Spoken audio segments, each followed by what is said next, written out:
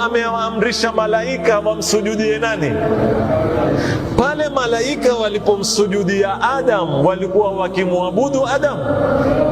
Wa idh qulna lilmalaikati isjudu li Adama. Kwa hivyo hata kukisujudia kitu bado hujakiabudu, hata kama utaambiwa umefanya makosa. Si kila kosa ni shirki. Ukinwa tembo umefanya madhambi, lakini hujafanya shirki, kwa sababu bado wewe wamkubali Mwenyezi Mungu. Ukizini umefanya kosa, lakini hujamshirikisha Mwenyezi Mungu Subhanahu wa Ta'ala. Ukimsujudia asiyekuwa Mwenyezi Mungu umefanya kosa, lakini hujamshirikisha.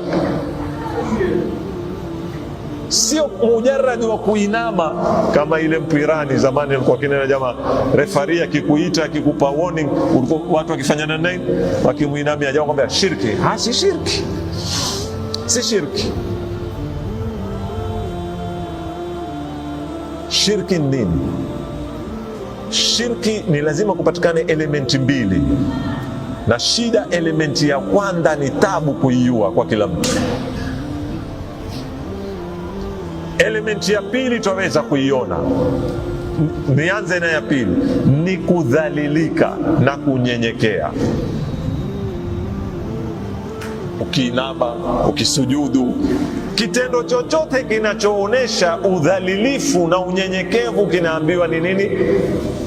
Ni ibada, lakini kiengezewe na imani yako kwamba unayemnyenyekea ni Mungu. Sawa? Na engeza nini? Imani yako. Wewe ukimwona babako ukamuinamia namna hii, imani yako ule nani? Ni baba ama ni Mungu? Kwa hivyo bado hujafanya shirki.